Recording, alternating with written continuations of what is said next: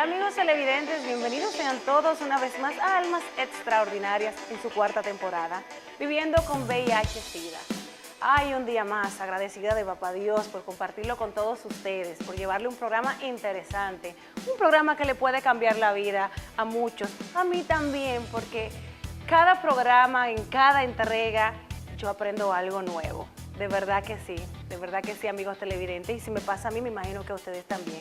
Hoy vamos a conversar acerca de un tema muy interesante, los mitos sobre el VIH o SIDA.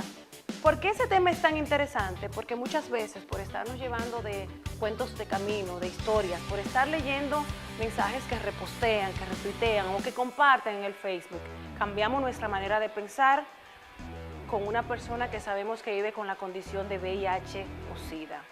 Y hoy vamos a aprender que no debemos repostear ni compartir un mensaje negativo, un mensaje que no sea positivo, porque muchas veces cuando usted envía uno de esos mensajes sin fijarse en el contenido totalmente, puede cambiar una vida. Así que no se muevan, que hoy, como siempre, con nuestros expertos invitados, vamos a estar conversando sobre esos mitos. Mitos sobre el VIH o SIDA. Esto es Almas Extraordinarias en su cuarta temporada, viviendo con VIH o SIDA.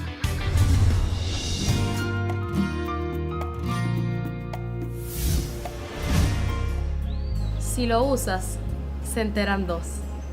Si no lo usas, se entera todo el mundo. El embarazo no deseado, las enfermedades de transmisión sexual y el VIH le pueden pasar a cualquiera. Usa condón en toda relación. Protégete. Consejo Nacional para el VIH y el SIDA. Si el condón lo aleja, mejor déjalo ahí. Te lo digo yo. Consejo Nacional para el VIH y el SIDA. Si te da miedo que te vean comprar un condón, entonces no estás listo para el sexo. Solo contigo. Yo construyo la paz compartiendo alegría, porque la cultura de paz requiere convivencia pacífica entre las personas y el rechazo colectivo a la violencia. Se trata de asumir actitudes, comportamientos y estilo de vida que favorezcan la construcción de paz. ¿Y tú? ¿Cuál es tu buena práctica para construir la paz?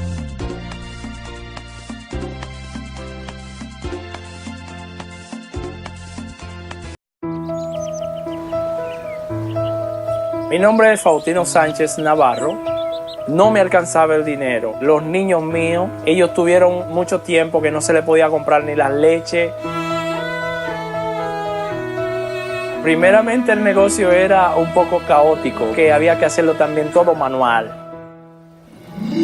Me acerqué al centro MIPYME de Atomayor, y gracias a ellos que nos han respaldado y nos han ayudado a hacer más fácil las cosas para los emprendedores. Ahora ya tenemos otro tipo de maquinarias, o sea, nuestras ventas han crecido y también las personas que lo consumen han crecido. A la gente le encanta el café del Red.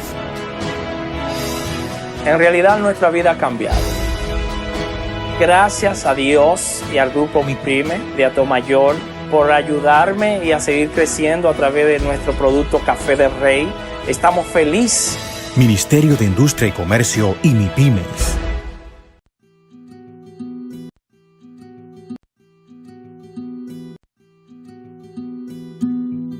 Te di mi gran historia, la única que tenía. Las cosas han quedado donde tú las querías. El viento sigue intacto, para respirarlo solo faltas tú. Yo construyo paz paso a paso, a través de mis canciones, compartiendo mis mejores sentimientos para inspirar acciones que contribuyan al cambio social de forma positiva. ¿Y tú? ¿Cuál es tu buena práctica para construir la paz?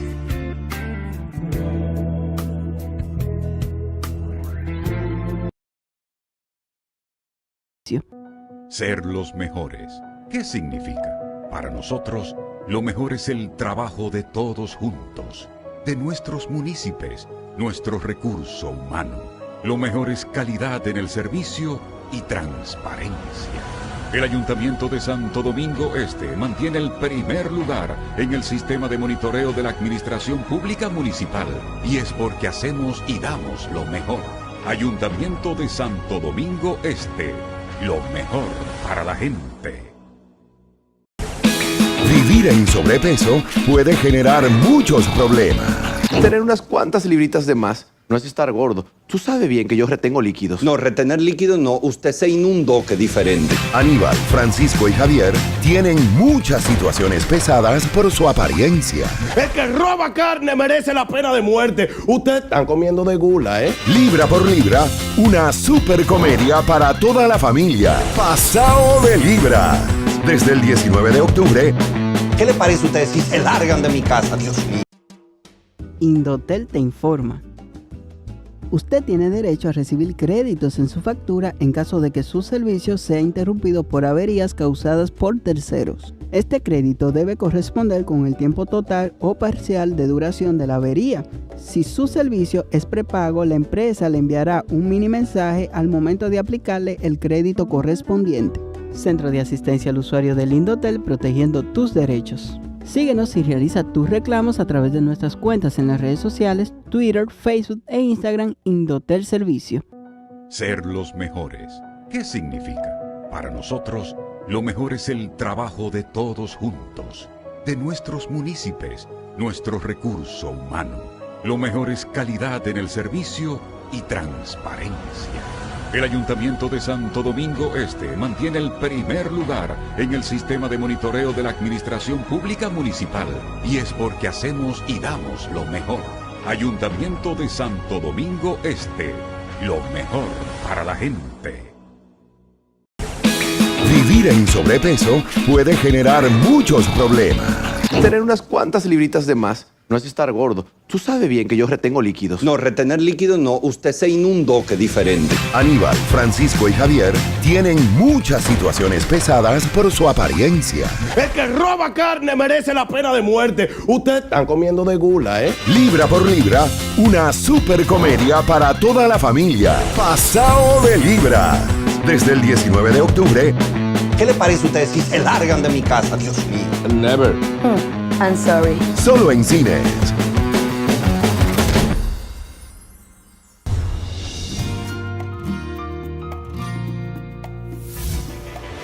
Continuamos con Almas Extraordinarias en su cuarta temporada, viviendo con VIH o SIDA.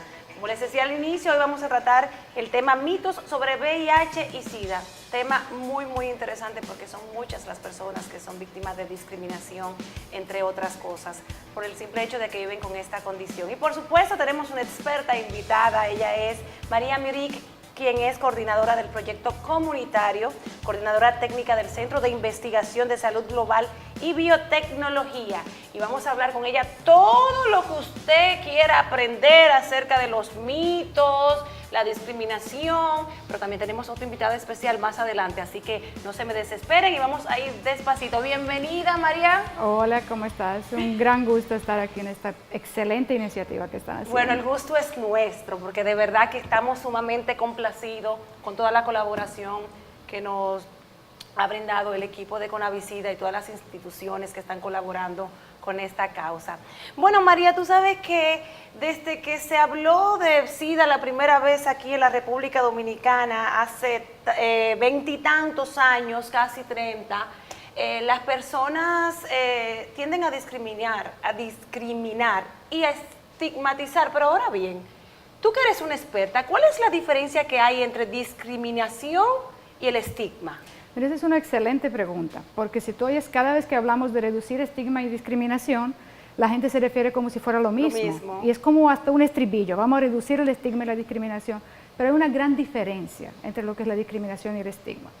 Digamos que la discriminación es como un acto más bien consciente de yo tratar diferente o injustamente a una persona por una condición que tenga, en este caso VIH, mientras que el estigma es una reacción que pudiéramos llamar hasta irracional, visceral, de miedo y de rechazo hacia una característica, una persona que nos causa emociones fuertes y sobre todo miedo. Entonces, cuando el ser humano siente miedo, la respuesta que tenemos no siempre es una respuesta pensada, consciente, sino que es inconsciente. Exacto, es una respuesta como hasta primitiva, una respuesta que compartimos con otros mamíferos, que viene controlada con otras zonas del cerebro. Y hay dos cosas que el ser humano hace cuando siente miedo. O sale corriendo y evita el estímulo que le causa el miedo. O ataca. O ataca, exactamente. Entonces, a veces cuando estamos hablando de que una persona estigmatiza a otra persona por cualquier condición, incluyendo el VIH, estamos asumiendo que esa persona está controlando ese sentimiento y no siempre es el caso. Nosotros podemos controlar si discriminamos o no dependiendo de qué tanta conciencia tomamos de lo que sentimos. Estigma ya es un proceso que se trabaja más en base a emociones y más bien en el análisis de por qué a mí una característica en particular me causa ese miedo tan fuerte. O sea que habría que ir donde un especialista, un psicólogo. Bueno, sí y no. Sí y no, pero sí habríamos que preguntarnos por qué a mí el VIH me causa miedo. Y a una gran parte de la población todavía a esta altura, mucho menos que al inicio de la epidemia. Pero si tú te pones a ver a mucha gente, todavía el VIH le causa ese susto. Pero según la experiencia vivida, tú que eres una experta en el tema, estadísticamente hablando, esas personas que tienden a estigmatizar, se podría decir que o son personas promiscuas o que suelen tener relaciones sexuales sin precaución, sin prevenir, o son personas que tienen una crianza de un determinado tipo y tienden a estigmatizar por eso a las personas que viven con esa condición. Mira, es una pregunta muy... Yo creo que todos los seres humanos, por definición, estamos predispuestos a estigmatizar. De hecho, el estigma se vincula con un fenómeno mucho más arcaico que el tabú. Y fíjate que hay dos características que en todas las sociedades, si se puede hablar de algo universal, siempre causan o se vinculan con temas tabú. Uno es la muerte y otro es la sexualidad. Sí, sí.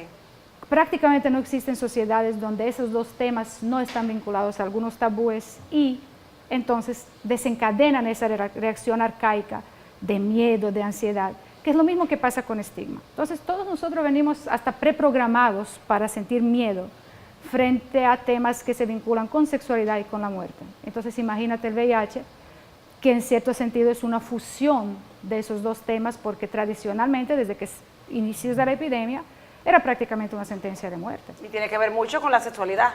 Totalmente. Entonces, inclusive, se ha visto y se ha estudiado que las formas de transmisión que más se vinculan con la sexualidad, sobre todo con una sexualidad diversa que no está bien vista por una gran parte de la sociedad, son los grupos de personas que más se rechazan. Es como si fueran culpables de tener el VIH. Entonces hablamos de víctimas inocentes, que realmente no existen víctimas inocentes ni víctimas culpables. Simplemente una persona adquiere el VIH de una manera o de otra y tiene la misma condición. Pero fíjate que las personas no tratan igual a una persona que vive con VIH en función de cómo adquirió el virus. De hecho, es una pregunta frecuente. Qué bueno ¿Y que cómo a ti se te pegó eso? Qué bueno que mencionas eso, porque también en días pasados estuvimos tratando el programa de las poblaciones claves del VIH. Entonces, los trans, los homosexuales, la drogodependencia y todo eso. Y como tú estás diciendo ahora mismo, que la persona, en la medida que sepa cómo se adquiriste el virus, de esta manera también te va a tratar diferente. Totalmente de acuerdo. Se multiplica el estigma. Y hablamos de un doble o un triple estigma, porque además de la condición de VIH, que de por sí es una condición estigmatizante, te voy a estigmatizar porque tú tienes una preferencia sexual diferente a la mía, o eres de esta manera, yo soy de otra, las costumbres, las creencias. Ay, qué interesante este programa. Pero ahora que tú dices eso, por ejemplo, yo le tengo miedo al cáncer. Cuando a mí me hablan de cáncer, yo le tengo miedo totalmente, pero no por eso rechazo a la persona que tiene cáncer, pero porque el cáncer no se transmite. O por lo menos la mayoría de los cánceres uno asume que no se transmite por algo vinculado a la sexualidad y por ende la misma reacción frente al cáncer como enfermedad o como condición de salud. Sí, por miedo porque desde que me hablan de cáncer yo una vez pienso en la muerte. Claro que yo sé que prevención temprana, la persona se puede curar del cáncer, pero como quiera, es algo que va más allá de uno. Pero fíjate que aún en el caso de cáncer, si no bien casi no se habla de discriminación, porque uno no discrimina a personas con cáncer, sí puedes hablar de estigma. De estigma, por eso te dije del miedo que yo siento. Porque a fulanita le dio cáncer y ya tú te sientes como si se te fuera a pegar algo. Bueno, desde que tengo un dolor, algo raro, me voy corriendo al médico. Ay, mami, ¿será que tengo cáncer? Porque en mi familia han muerto alrededor de 25 personas de cáncer, entonces siempre estoy pendiente a eso. Claro, entonces esos son también partes de un estigma vinculado a una condición de salud, aunque en este caso no hay discriminación. Fíjate cómo puede haber estigma sin discriminación en casos de condiciones específicas. Entonces hablemos ahora de lo que es ya la discriminación en sí. Sabes que siempre he dicho que es por la falta de orientación, la falta de información que está pasando todo esto, y esa es una de las gratificaciones que siento con este programa, porque entiendo que estoy cambiando vidas.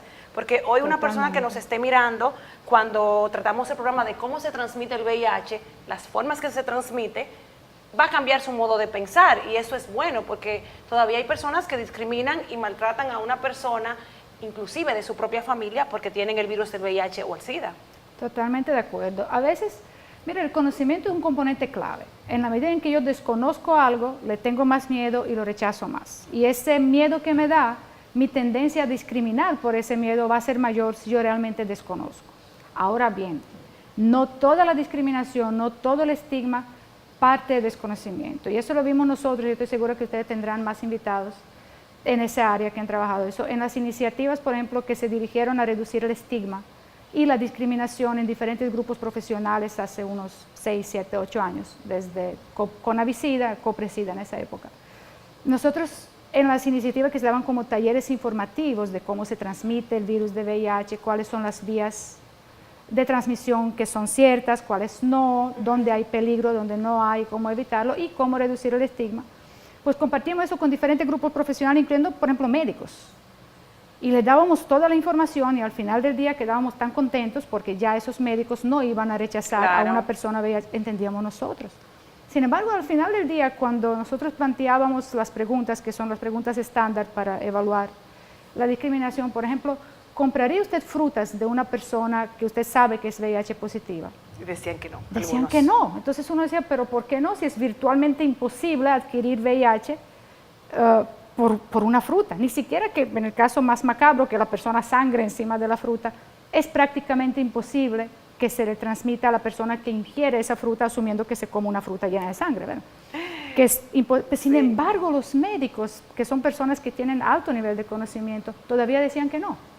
Y eso fue una gran sorpresa para nosotros. ¿Sabe? Sorpresa para mí fue también porque yo tenía la creencia hasta que empecé con esta temporada de que la transmisión del SIDA a través de los alicates con la manicure y el pedicure, entonces uno de los especialistas que vino me dijo, espérate, que puede pasar, pero no es probable porque el virus dura determinado tiempo con vida cuando está fuera del organismo. O sea, que en el transcurso en que tú utilizaste la pedicure y el alicate con mis pies o mis manos, ya cuando vaya a usarlo con otra persona, va a pasar un tiempo razonable y ya el virus va a estar muerto. Más fácil si te transmite cualquier otra condición que el VIH por esa vía.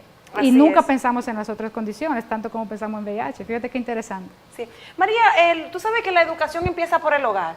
Nosotros los padres tenemos niños pequeños, la condición de que existe el virus del VIH o SIDA, eso no va a terminar nunca, aunque cada año, gracias a los esfuerzos que están haciendo las instituciones como Conavicida, el gobierno y personas como usted en sus instituciones, va disminuyendo, pero va a existir. Entonces, ¿qué debemos hacer nosotros los padres? Educar a nuestros hijos, primero, la prevención, segundo, el trato, lo que es, cómo se transmite, para que esos niños en el futuro no sean personas que estigmatizan o discriminen. Sí, yo creo que ese es un gran reto para los padres también, sobre todo porque aunque tradicionalmente se ha visto que se insiste que son los padres que deben hablar de la sexualidad, muchas veces los mismos padres no tenemos las herramientas para comunicarnos sobre esos temas con nuestros hijos. Entonces, VIH está íntimamente vinculado otra vez con los temas que son tabúes, sexualidad y muerte. ¿Cuánta gente no hay que no le quiere hablar a sus hijos de la muerte y la enfermedad? Porque entienden que lo están protegiendo. O sea, pero yo le voy a decir algo al padre, si usted no lo orienta, por ejemplo, es buena idea que le hable del VIH, porque con eso usted le está diciendo a la jovencita, al jovencito, que si no se protege, puede contraer el VIH o cualquier enfermedad de transmisión sexual, y también, porque no es solo el VIH, está el hepatitis B, el hepatitis C. Lo que pasa es que las personas nos hemos enfocado, o la gran mayoría se han enfocado ya a la transmisión del virus del VIH, un embarazo no deseado, entre otras cosas. Pero todo eso son temas que en muchas familias, y eso realmente nosotros estamos acostumbrados a culpar a los padres, pero a los padres nadie lo preparó tampoco. Buena idea, no hay una escuelita para eso. Cierto. O sea, no hay, entonces, los padres también, por más que quieran, no encuentran las palabras para conversar de una manera abierta sobre, por ejemplo, un embarazo en adolescencia, que no se limite su educación a cuidado si tú metes la pata, porque entonces eso no es educación. Esa educación es una relación donde podamos hablar abiertamente de mis miedos y tus miedos, y muchos padres no tenemos esa formación. Entonces habría también que pensar qué tipo de apoyo se pudiera dar desde la comunidad, desde un entrenamiento tal vez de líderes comunitarios o de programas de salud comunitario que faciliten también esa posibilidad que podrían tener los padres para conversar. O pudiéramos pensar en personas de autoridad que pudieran representar tías, tíos, que tal vez no es un padre porque es un poco más difícil en la relación padre-hijo o madre-hija. Tal vez más fácil para un tío que sea de confianza transmitir cierta información. Entonces, esas son estrategias que tal vez pudiéramos estar viendo desde los hogares también. No, y estrategias que deberían implementarse en los colegios y en las escuelas. Totalmente. Pero lamentablemente todavía eso aquí, mentalmente el dominicano no está preparado para eso. ¿Sabe qué es lo que yo pienso? Que muchos padres pensamos que cuando empezamos a hablarle a una niña o a un niño, ya que está en la etapa de la pubertad, de lo que es la protección sexual, le estamos automáticamente dando permiso para que empiecen a tener esa relación sexual. Y por eso es que entiendo que muchos padres están reacios a tratar estos temas con sus hijos en la etapa de la adolescencia, que es el momento cuando más se deben tratar. Yo creo que mucho antes de la adolescencia, para que ellos ya vayan creciendo con una idea y estén más preparados. Totalmente de acuerdo. De hecho, los estudios que hemos hecho recientemente y en los últimos años, por ejemplo, desde la Escuela de Medicina de la Universidad de OIM, desde el Centro de Investigación en Salud Global y Biotecnología, eso es que apoyan, que el primer embarazo ocurre con mayor frecuencia entre 16 y 17 años. Y esos son datos de ENDESAS y de encuestas nacionales. Pero esa muchacha que decide, porque un 40% de nuestras adolescentes deciden tener su embarazo en adolescencia, ya ella tuvo esos planes mucho antes, a los 12, 13 años, ella quería tener un bebé. Entonces, la intervención no puede ser a los 12 y los 13 años, no, probablemente 9, 10 para ayudarle a crear un proyecto de vida que no implica un embarazo en adolescencia. Pero a los 9 y 10 años, muchísimas personas, y eso ha sido un gran obstáculo para la inclusión de una forma más abierta, tal vez, de educación integral en sexualidad en las escuelas, ha sido justamente ese. Si yo me pongo a hablarles de eso, les voy a poner cosas en la cabeza que no tienen. Y eso no es cierto. Si nos volteamos, la cultura está tan sexualizada y hay tanta exposición a la sexualidad desde la infancia, por canciones, por vestimenta, las redes sociales. Los niños se crían con la sexualidad en todo lado, pero nunca se les permite hablar de ello. Entonces eso es como todos lo hacemos, pero no lo hablamos. No lo hablamos. Y eso es un gran error, porque entonces eso no les permite protegerse de otras cosas, porque la sexualidad en sí no es el problema. El problema es una sexualidad en una persona que no está preparada para protegerse y para ejercerla de una manera que no se haga daño a sí mismo ni a otra persona. Entonces, el problema no son relaciones sexuales en la adolescencia. Lo que queremos prevenir son consecuencias no deseadas, no solo en la adolescencia, sino en la vida adulta también. Así es, sabe que es alarmante. Yo visito junto con unas compañeras de la Fundación Meta la maternidad La Altagracia, y es increíble el número de adolescentes que tú ves allá, embarazadas y que ya han tenido sus bebés. Yo me pongo a mirarla y si te digo que no veo ni una persona adulta que pase los 18 años, ¿qué 18? Que pase los 16 años en la maternidad, es increíble y es real. Porque he ido varias veces, diferentes días, sábado, que no dije que fui el sábado habían niñas, es siempre. Tú ves las niñas ahí con su embarazo o con su bebé cuando entras a las salas de donde están ya las jovencitas con los bebés. La gran mayoría, podría decirse que un 90% son adolescentes, María, y eso es alarmante. Mira, pasa lo siguiente con embarazo en adolescencia, y es cierto, a nosotros nos llama la atención porque uno ve que es muy frecuente, se ha publicado mucho como tal, pero cuando tú haces estudios que realmente buscan las tendencias, el grupo donde ha ido bajando la frecuencia de embarazo es justamente en la adolescencia. Pero ¿qué pasa? Siempre hemos enfrentado al embarazo en adolescentes como algo que pasa porque la muchacha no se cuida o el muchacho no se cuida. Pero muchísimas veces lo que precede el embarazo es la unión en la adolescencia. Las muchachas en un gran porcentaje, sobre todo, los varones no tanto, pero las niñas, se unen muy temprano y buscan su embarazo. No es un accidente, es su plan de vida. Entonces uno lo ve como alarmante, pero en realidad un 40%, y esos son datos de Endesa, buscaban su embarazo y lo dijeron a sí mismos en la encuesta. Ay, pero necesitamos otro programa para que tú me hables de ese tema. Bueno, yo te recomendaría que invites al doctor Eddie Perestein, que acaba de publicar ahora mismo un estudio sobre eso, y yo creo que hay cosas que nos sorprenderían de lo que pues lo vamos a invitar, porque definitivamente estamos pensando que ese gran número de adolescentes embarazadas es por falta de información y por falta de prevención. Y mira lo que tú me dices ahora. Ay, Dios mío, cada día aprendo más en este programa. Ahora, mira, eso se vincula con VIH también. Sí, claro. Porque ¿sabes qué pasa? Esas adolescentes que se unen temprano, tienen su embarazo temprano y luego la unión se rompe con frecuencia. Sí. Esas adolescentes que quedan separadas o divorciadas son particularmente vulnerables no solo al VIH, porque luego tienen varias parejas más consecutivas por múltiples razones, sino que tampoco se protegen y son el grupo más estigmatizado, ya que estamos hablando de estigma y discriminación. Cierto. Porque entonces son adolescentes que se perciben como promiscuas, se perciben que se buscaron el diagnóstico. Así es. Y se le echa toda la culpa de una estructura social que simplemente no les permitió una inserción diferente. Y eso es algo que tenemos que preguntarnos. Palabras que dan luz, que iluminan el camino. Claro, a partir de hoy voy a mirar, cuando vaya a la maternidad, voy a pensar de otra manera totalmente diferente. Claro, que en ningún momento discriminé ni estigmaticé, sino que pensaba, qué pena, eso es falta de información por parte de los padres, pero no lo había visto desde este punto de vista que acabas de plantear.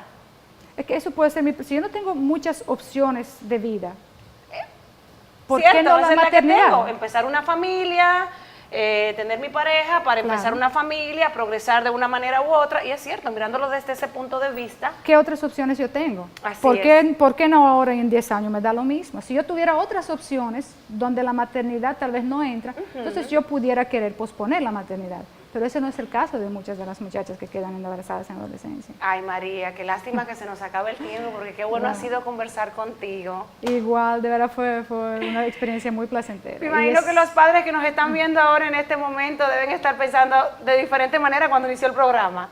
Bueno, no sé, pero de verdad son temas que apasionan mucho y que uno entiende que, qué sé yo, uno está tan acostumbrado a ver la realidad de una sola manera y tal vez si nos abriéramos a ver las otras posibilidades, pues pudiéramos cambiar el mundo. Bueno, yo a partir de hoy empiezo a mirar diferentes posibilidades. Es cierto, de verdad que sí.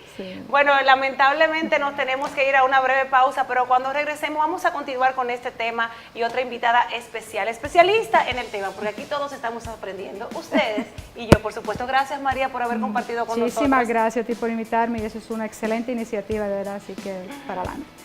Bueno, no se mueva, continuamos en breve con Almas Extraordinarias en su cuarta temporada, viviendo con VIH o SIDA.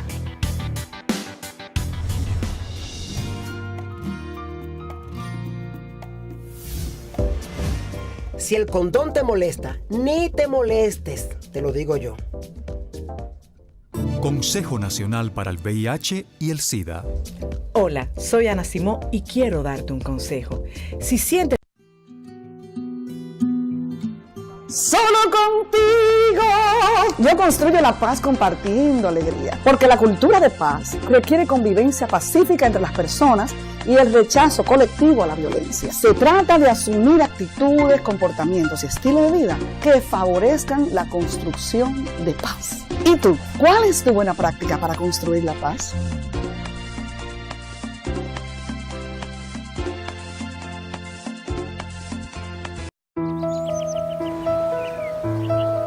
Mi nombre es Faustino Sánchez Navarro.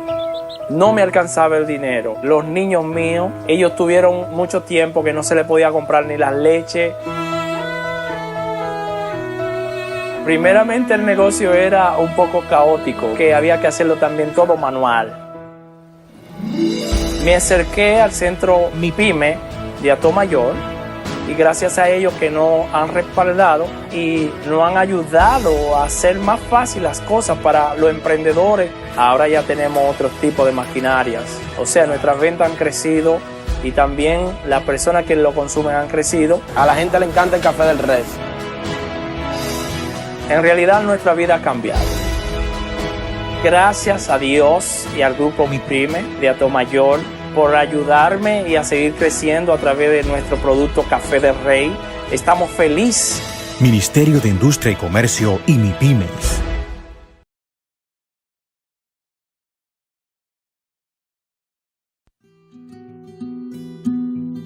Te di mi gran historia, la única que tenía. Las cosas han quedado donde tú las querías. El viento sigue intacto, para respirarlo solo faltas tú. Yo construyo paz paso a paso, a través de mis canciones, compartiendo mis mejores sentimientos para inspirar acciones que contribuyan al cambio social de forma positiva. ¿Y tú? ¿Cuál es tu buena práctica para construir la paz?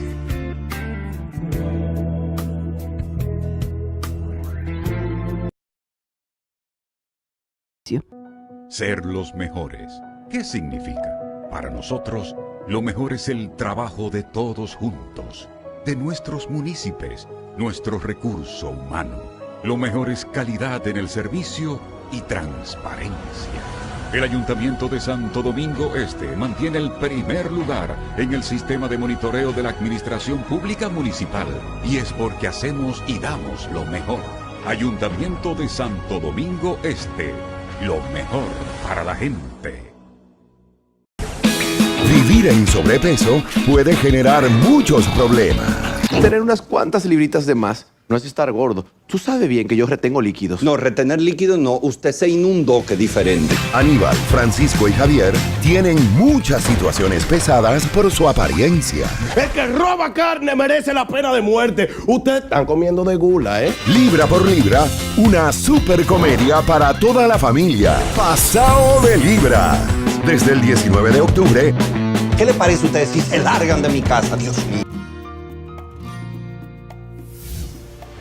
Continuamos con Almas Extraordinarias en su cuarta temporada, viviendo con VIH o SIDA. Hoy estamos conversando sobre los mitos sobre el VIH y el SIDA, valga la redundancia. Y ahora vamos a recibir con mucho agrado a la licenciada Judith de la Rosa, encargada senior del fortalecimiento educativo en VIH y SIDA del Consejo Nacional para el VIH o SIDA. Bienvenida. Muchas gracias, Condesa. Bueno, estábamos hablando anteriormente, antes de irnos a la pausa con María, acerca de la estigmatización y de la discriminación. Y se me pasó preguntarle a María, las personas que tienen una preferencia sexual diferente de lo que se espera en la sociedad, las personas trans, las trabajadoras sexuales, trabajadores sexuales, porque también eso se da, tienden a ser mucho más estigmatizados que las personas que tienen el virus del VIH, pero que son personas ante la sociedad normales, ante la sociedad digo, porque una persona que que sea homosexual no es anormal, es normal, tiene una preferencia sexual diferente a la tuya y a la mía. Sí, de hecho, el trabajo y uno de los principales retos del CONAVISIDA para trabajar con esas poblaciones es el hecho de que son más discriminados en los ambientes donde se desenvuelven, porque son poblaciones que tienen estigmas sociales asociados. Tienen 1, tienen 2, tienen 3.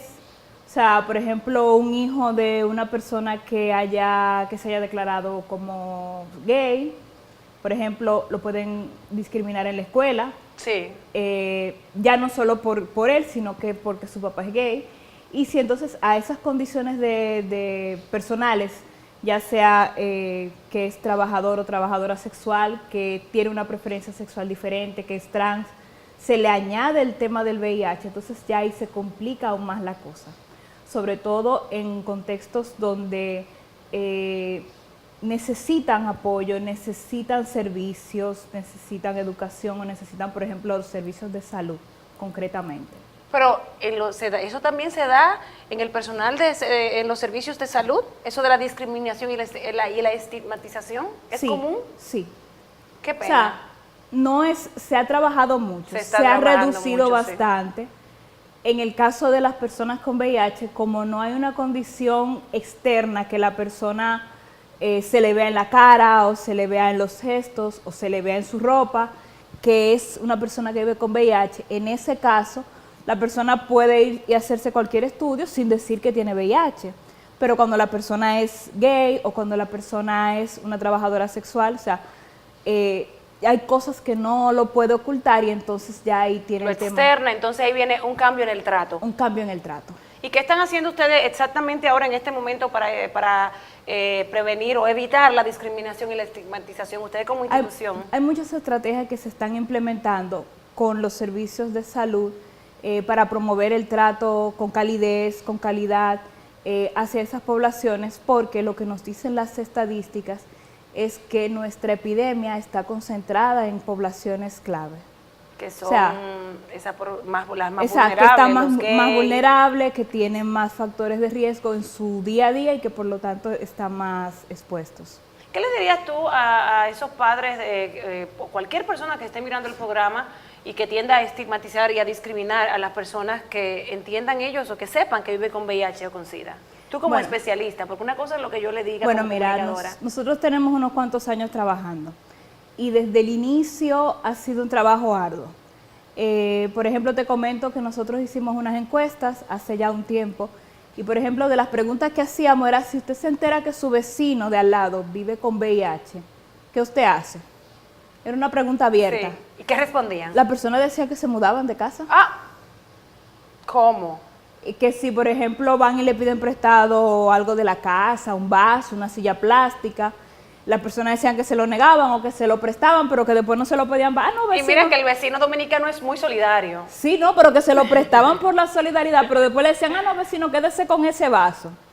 No me lo devuelva. Bueno, gracias a Dios que existen programas como este que están concientizando a las personas para que eso no siga pasando. Aunque ahora pasa mucho menos que antes porque ahora hay más información. Hay más información. Y ustedes como institución han venido haciendo un excelente trabajo, la verdad hay que decirla. Hay más información, pero todavía a la gente le queda como el miedito. Sí.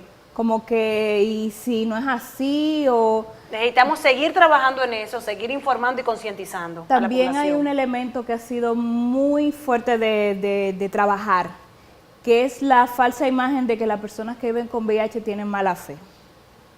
Ay, sí, ¿verdad? El VIH no cambia a las personas, no hace que nadie sea ni bueno ni malo. El entorno sí lo cambia y como tú trates a esa persona. La persona que vive con VIH recibe su diagnóstico un día de su vida y generalmente hace una crisis porque es un diagnóstico complejo cuando la persona te lo dice. Depende mucho de la información que tú tengas y cómo tú lo visualizas. No, y también la orientación que recibe en el momento de recibir el diagnóstico, que por ley debe haber una persona con consejería. Exactamente. Exacto. Pero luego de esa crisis inicial, que tú estás unos cuantos días un poco triste, pensando que tu vida va a cambiar, luego de que la persona rebasa esa crisis inicial, la persona sigue su vida sigue con su vida. Claro. Y si era bueno, va a seguir siendo bueno. Si era una persona que salía a atracar o a asaltar, o sea, lo va a seguir haciendo, pero el VIH no lo va a cambiar, no lo va a hacer ahora mejor o peor persona. Entonces hay una creencia muy arraigada de que entonces la persona que vive con VIH, como a mí me lo pegaron, el virus, yo tengo que transmitirle el virus a otras personas. Sí, sí. Bueno, hablando de eso, háblame de los cuentos de camino, de las historias que viven haciendo personas y que por eso mismo es que pasa eso que tú estás diciendo. Sí, sí. La famosa historia, estábamos antes de la rubia del SIDA, la historia del crucero, todo eso. Háblame un poquito de eso para que los amigos televidentes entiendan que son historias y no por eso se deben llevar de ellas y deben tratar diferente a una persona que está viviendo con esta condición. Pues una de las historias más populares es el tema de la rubia del SIDA. De hecho, se hizo hasta una miniserie. Sí, es una miniserie. Hace algunos años, y la miniserie lo que hace es recoger como la creencia popular o los trazos populares que hay sobre la historia de que fue una mujer rubia. Pero afirmando que sí que pasó, que fue real. Lo que pasa es que en esos cuentos de camino, en esas historias, no se puede medir qué hay de realidad o qué hay de cuento. O sea, realmente en todo momento son historias que se van nutriendo de la misma, del mismo contarlo, del mismo boca a boca. O sea, yo te lo cuento a ti, tú se lo cuentas a otra gente y ya entonces lo que se mantiene son algunos elementos, que era una mujer, que era rubia, que era muy voluptuosa, que dejaba un mensaje en el espejo con pintalabio que decía, ¿cuál era el mensaje? Bienvenido al Club del SIDA, diferentes cosas. Sí. La idea sobre todo era que era una mujer muy bella, que era muy seductora, que era rubia y que por eso atraía mucho a los hombres y que entonces las personas adquirían el virus por esa vía. Y así hay cientos de historias. Muchísimas. La que mencionabas del crucero. Lo importante es que nosotros como ciudadanos responsables no le demos cabida a ese tipo de historias, sea cual sea, una versión antigua o una versión moderna, porque se están creando constantemente, de repetirlas o replicarlas en nuestras redes sociales, por ejemplo, porque son historias infundadas que su idea, vamos a decir, quizá del que la creó, fue la prevención, pero que no informan, no te dicen cómo cuidarte. Y que en vez de cuidar lo que hizo fue hacer daño. Exacto. Pero qué bueno que mencionaste eso de las redes sociales, Judy, porque tú sabes que tendemos mucho a retuitear, a repostear, a compartir en Facebook esas historias que leemos, pero lo hacemos inconscientemente, porque no nos detenemos a pensar que con ese reposteo, ese retuiteo o ese compartir en Facebook, lo que estamos es provocando que si una persona no estigmatiza o no discrimina, lo haga luego de leer esa historia, dependiendo la forma de pensar de la persona. Qué bueno que mencionaste eso, para que me le des un mensaje a toda la población acerca de este tema. Incluso hay un asunto importante, por ejemplo, a veces incluimos mensajes que tienen fotos, y entonces ya asociamos a esa persona de la foto con el tema del VIH. O una persona parecida a la de la foto. Entonces decimos, pero ese es fulano, entonces él tiene VIH y no me lo había dicho, y mira, está en un... O sea, se dan situaciones, toda clase de situaciones difíciles y inverosímiles. Pero te voy a hacer algo que me pasó a mí. En las grabaciones de Almas Extraordinarias hemos subido unas cuantas imágenes y tenemos un hashtag que dice viviendo Almas Extraordinarias, 4ª temporada, viviendo con VIH o SIDA. Y una amiguita de mi hija le pregunta, pero tu mamá tiene SIDA. Mi mamá tiene SIDA. Tu mamá tiene SIDA. Dice, mira, no, eso es un programa en donde se habla del VIH. Ah, pero yo creía ya que era que ella tenía SIDA por el hashtag. Señores. Sí. Te van a llamar, Condesa, por teléfono, porque yo te veo muy identificada con el VIH. ¿Qué es lo que te pasa? Bueno, y si lo tengo, ¿qué? Soy una persona normal, y si lo tuviera, hay medicamentos que me van a mantener así sana y saludable. Bueno, yo tengo una amiga, ¿sabes que yo he vivido mucha la experiencia de cerca del VIH y SIDA? Porque hace 20 y tantos años, cuando empezó a hablarse mucho de lo que era el SIDA, una persona muy cercana a mí, una amiga, se le murió su esposo.